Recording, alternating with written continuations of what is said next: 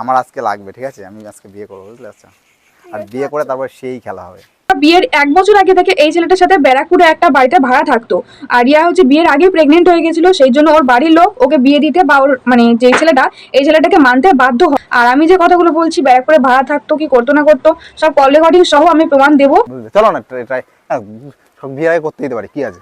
না কেন না বিয়ের আগে না করবো? কেন? তাহলে পুরুষজ্জার মজা হবে না। प्यारी समझ गई। 2 মাস পরেই তো আমাদের বিয়ে। আরে করবো, ওই যে আরে বিয়ে এটা করবো। আমার আজকে লাগবে, ঠিক আছে? আমি আজকে বিয়ে করবো, বুঝলে? আচ্ছা, আর বিয়ে করে তারপর সেই খেলা হবে। সো গাইস, এই ভিডিওটা দেখার পর আমার একটা গান মনে পড়ে গেল। কোথায় ছিলে খানকির ছেলে, লুকিয়ে অযথায়, আগে জানলে তোমার কীর্তি মেরে দিতাম। আর কি সুন্দর বউ তোমার, কি সুন্দর কলা, কোনটা ছেড়ে কোনটার নিয়ে বলি বলো। চুদির ভাই, উড়ি উড়ি বাবা। উড়ি উড়ি বাবা, উড়ি উড়ি বাবা বাবা।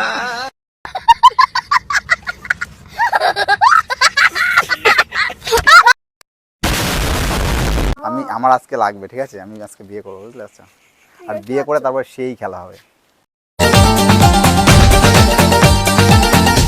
পহেলা নেশা। আমি খেলার জন্য একদম পুরো সিরিয়াস। আরে দাদা, বিয়ের আগে তোমার এত শখ কেন? আর দিদির মুখটা দেখে যে মনে হচ্ছে ও তোমার শখটা আজকে রাতেই পূরণ করে দেবে। বিয়ের আগে করতে দিতে পারি, কি আছে? না কেন? এত নাটক করো না দিদি, তোমার যা কীর্তিকলাপ সবই তো জানি। কত চেপে রাখবে বলো, একদিন না একদিন তো সত্যিটা বাইরে আসবেই। সো হ্যালো গাইজ, প্রতীক্ষা আমার চ্যানেলে তোমাদের সবাইকে ওয়েলকাম। তো আবারও চলে এসেছে একটা নতুন ইন্টারেস্টিং ভিডিওর সাথে। সো আজকের ভিডিওটা কাকে নিয়ে হতে চলেছে নিশ্চয়ই পেরে গেছো। সো গাইজ, আজকের ভিডিওটা হতে চলেছে রিয়া ভট্টাচার্যকে নিয়ে। রিয়া ভট্টাচার্যের কিছু গোপন তথ্য প্রমাণ সহ আজকে ফাঁস করব। তো ভিডিওটা শেষ অবধি না দেখলে কিন্তু বুঝতে পারবে না। সো ভিডিওটা শেষ অবধি দেখতে থাকো, মজা নিতে থাকো। বুঝলে? চলো না ট্রাই, বিয়ের আগে করতে দিতে পারি, কি আছে? না কেন? না বিয়ের আগে করবো। বিয়ের আগে এই দাদার এত শখ ছিল যে আমাদের রিয়াদি সে দাদার শখ পূরণ করতে ব্যারাকপুরের একটা ভাড়া বাড়িতে চলে যায় দাদার সাথে থাকতে। তাহলে তুই কেন? তাহলে পুরুষজ্জার মজা হবে না। प्यारी समझ गई। তোমার তো ফুলসজ্জা করার অনেক শখ দেখছি দিদি, কিন্তু তোমার ফুলসজ্জাটা তো এমনিতেও কোনো মজা হবে না, কারণ ব্যারাকপুরের ভাড়া বাড়িতে তো সবকিছুই ডোজ কমপ্লিট হয়ে গেছে, মানে পা থেকে মাথা অব্দি সব ডোজই তো কমপ্লিট। আর কি মজা হয়। তাহলে তুই দিকে দেখো, জুম করে দেখাতে দেখো কিছু একটু দেখাই। হ্যাঁ, ওই দেখো, ওই দেখো কি হচ্ছে, ওই দেখো, ওই দেখো, ওই দেখো, ওই দেখো, ওই দেখো কি হচ্ছে, ওই দেখো, ওই দেখো, এটা ওই ঠিক আছে। এই কত টাকায় রয়ে গো? তো গাইস, আমরা অনেক সময় বসে রয়েছি এখানে। কি দেখলাম? কি দেখলে তুমি? এমন একটা জিনিস দেখলাম গাইস, মানে চলে যাবো কিনা ভাবছি, আমরা মনে চলেই যাই। আমরা মানে বিরক্ত করে দিয়েছি, মানে চোখটা পড়ে গেছে, মানে আমরা লজ্জা পেয়ে গেছি। মানে কত লজ্জা পাওয়ার কি আছে, ওখানে তো তোরা ওটা করতেই গেছিস যেটা ওরা করছে, এত ন্যাকামো করার কি আছে? লজ্জা পেয়ে গেলাম গাইস, ন্যাকা। Are you comedy me? Oh my god. থাম্বনেলটা দেখলে তো, 20 টাকার ওয়ো। ভাই তোর অতটাই ক্ষমতা, তুই রিয়াকে নিয়ে ওই 20 টাকার ওয়োতেই যেতে পারবি, তার বেশি তো তোর টাকাই কুলাবে না। মজা আয়া। কি দেখলাম বুঝে নাও, ঠিক আছে? আরে ভাই, তুমি যদি আমাকে বলতে আমি একটু সেজে গুজে আসতাম তো। ওই যে কথায় আছে, ভিখারির ছেলে মোড়ল হয়েছে, হাঁটতে পারে না পালকি চেয়েছে, তোর অবস্থাটা হয়েছে সেম টু সেম সেই রকম। তো গাইস, দাদা যখন প্রথমের দিকে ভিডিও বানাতো তখন দাদার চ্যানেলে ভিডিওতে ভিউজ পড়তো 100, 200, 400, তার বেশি না। Oh my god. Oh my god. Oh my god. So তারপরেই আমাদের দাদার মাথায় একটা দারুণ বুদ্ধি আসলো যে এভাবে তো ফেমাস হওয়া যাবে না, টাকাও ইনকাম করা যাবে না। সেই জন্য আমাদের ফেমাস দিদি রিয়া ভট্টাচার্যকে দাদা অনেক কষ্ট করে বুদ্ধি লাগিয়ে পটিয়ে ফেললো। আর তারপরেই দাদার চ্যানেলে ভিউজ দেখো 1 লাখ, 2 লাখ।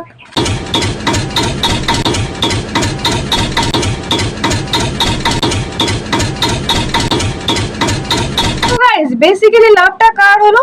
আমাদের দাদার। দাদার লাভটা কি হলো? ভিউজ পেলো, ফলোয়ার পেলো, টাকা ইনকাম করতে পারলো, আর তারপরে আমাদের আবাল রিয়াদিকেও সাথে পেয়ে গেল। তো ব্যাপারটা হলো buy one get one free. দাদার তো লটারি লেগে গেল রে ভাই। बात तो सही है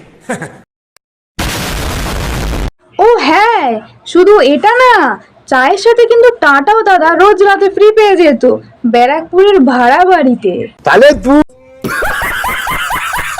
আবার বিয়ের শাড়ি পরছো কেন?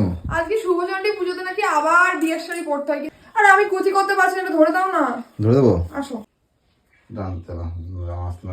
কি? আমি এদিক দিয়ে পারি না। হ্যাঁ, দেখো দেখো দেখো দেখো দেখো, বিয়ের পরেই শুরু হয়ে গেল নোংরামো। বউকে নিয়ে ব্যবসা করতে চাও নাকি?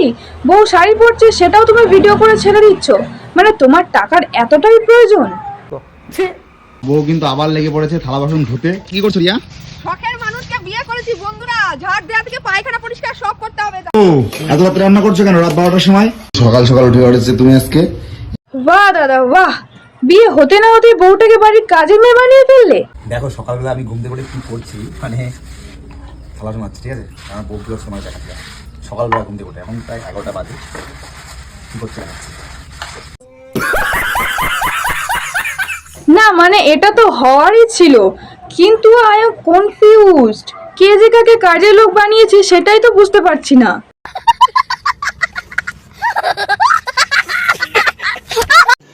रुको जरा सबर करो দেখো বৌদি আর দেওয়ার কি করছে, ফুচকার চ্যালেঞ্জ শুরু করে দিচ্ছ নাকি? এই দেখো শুধু খাই দিতে, তুমি খাই দাও আমার ভাইকে।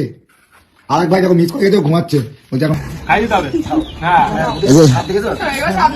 লাস্টে বউকে নিয়ে এইভাবে টাকা ইনকাম করছো দাদা? বাবা গো বাবা, কি মিল গো বৌদি আর দেওরের। এই ওকে খাবিয়ে দিচ্ছে, ও একে খাবিয়ে দিচ্ছে, তা আজ অব্দি তো দেখলাম না নিজের বরটাকে খাবিয়ে দিতে। বিয়ে হতে না হতে দেওরকে খাবিয়ে দেওয়া শুরু করলে। আরে আমাদের দাদাকে বলছি, দাদা বউটার একটু সাবধানে রেখো, নাহলে তোমার সুখ পাখি অন্য কোনো ডালে বাসা না বেঁধে ফেলে। তোমার বাড়ি থেকে উড়ে চলে গেলে তোমার তো কষ্ট হবে। কত কষ্ট করে পটিয়ে পেয়েছো এটাকে, তাই না?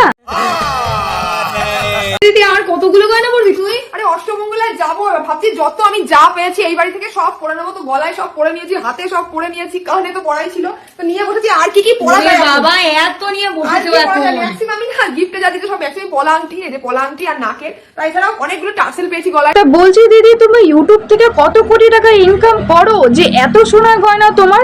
তা বলছি পাবলিককে চুতিয়া বানানো তুমি কবে ছাড়বে একটু বলবে? जनता को आप मूर्ख समझना बंद कर दीजिए। যা গয়না পরে আছো তার মধ্যে অর্ধেকটাই তো সিটি গোল্ডের, তুমি কি পাবলিককে চুতিয়া ভেবেছো?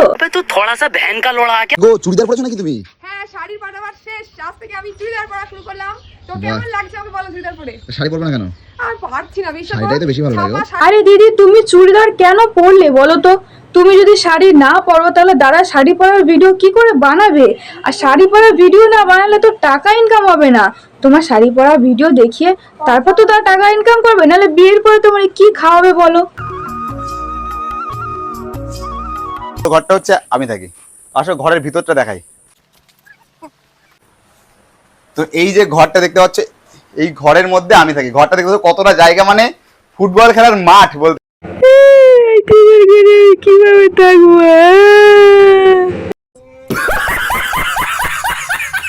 দাদা টিনের ঘর দেখে দিদি দুঃখে কেড়ে দিল গো।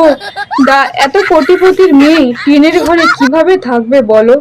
এই মুহূর্তে আমার ফ্যামিলি থেকে প্রেশার আসছে বিয়ে করতে হবে, আর তুমি এখানে বলছো, তুমি নিজেই বলছো ঘরটা না হলে তুমি বিয়ে করবে না, তাহলে কি আমি কি করবো? আমি যদি মানে রাজিও থাকি তোমার টিনের ঘরে থাকতে, তুমি তাও সেটাও তো তুমি বলছো বিয়ে করবে না, তাহলে বলো কি করবো এখন? বিয়ের আগেই সবকিছু পেয়ে গেলে কি আর বিয়ে করতে চায় কেউ? মানে একজনা কমেন্ট করেছে দেখলাম, মানে আমি নাকি তোমার টাকা পয়সা দেখে ভালোবেসেছি। আচ্ছা একদম ঠিক কথাই বলেছে পাবলিক। তুমি রিয়ার টাকা দেখেই রিয়াকে ভালোবেসেছো, না হলে তুমি রিয়াকে ভালোবাসতে না, বিয়েও করতে না, শুধু টাইম পাসই করতে। আর তোমার ওই আগের যে জিএফ ছিল তাকেই বিয়ে করতে। কি মনে আছে তো তার কথাটা? মানে এই যে অনেকে বলছে যে তুমি ছোট জাত, ও ব্রাহ্মণের মেয়ে। ঠিকই তো বলেছে সরকার বাবু। সরকার গাছে ওঠা দরকার, গাছ থেকে পড়ে গেলে ওষুধের দরকার। ওষুধ নেই ঘরে, তাই তো আমাদের দাদা রিয়াদিকে বিয়ে করে তাকে নিয়ে ব্যবসা শুরু করে, আর সেই ব্যবসা করে টাকা ইনকাম করে, আর সেই টাকা দিয়ে হাত খরচা করে। এই ভিডিওর নিচে দুটো কমেন্ট পড়ি চলো। তোমরা নাটক করছো বুঝতে পারছি, কিন্তু মেয়েটাকে খুব ভালো ভাবতাম। মেয়েটার মধ্যে দগ্ধ অহংকার দেখলাম, একটু অবাক হলাম। রিয়াকে দেখে মনে হচ্ছে ছেলের সাথে রিলেশনে থাকতে চায় না। রিয়ার মন এখন দুমন হয়ে আছে, বিয়ে করে আদৌ সুখী থাকবে কিনা। বিয়ে যদিও হয়ে যায়, এই সম্পর্কটা বেশি দিন টিকবে না দেখেই মনে হচ্ছে। তো সবাই বুঝে গেছে তোমাদের নাটকটা। আর রিয়া তো সবকিছু জেনে শুনেই এই ছেলেটাকে বিয়ে করেছে। বিয়ের পরেও যদি কিছু হয় এর জন্য রিয়া নিজেই দায়ী থাকবে, অন্য কেউ না। কারণ এই ছেলেটাকে রিয়ার বাড়ি থেকে কোনোদিনই পছন্দ করতো না। রিয়া বিয়ের 1 বছর আগে থেকে এই ছেলেটার সাথে ব্যারাকপুরে একটা বাড়িতে ভাড়া থাকতো। আর রিয়া হচ্ছে বিয়ের আগেই প্রেগনেন্ট হয়ে গেছিল, সেই জন্য ওর বাড়ির লোক ওকে বিয়ে দিতে বা ওর মানে যে ছেলেটা এই ছেলেটাকে মানতে বাধ্য হয়, নাহলে ওর বাড়ির লোক কোনোদিনই মানতো না। আর আমি যে কথাগুলো বলছি ব্যারাকপুরে ভাড়া থাকতো কি করতো না করতো সব কল রেকর্ডিং সহ আমি প্রমাণ দেবো এরপরের ভিডিওটা। এটাই দেখি আগে কি রেসপন্স আসে তারপরে। সো গাইস চলো ভিডিওটা এখানেই শেষ করছি। ভালো লাগলে লাইক কমেন্ট শেয়ার, আমার চ্যানেলটাকে সাবস্ক্রাইব করে দিও। আর চলো টাটা।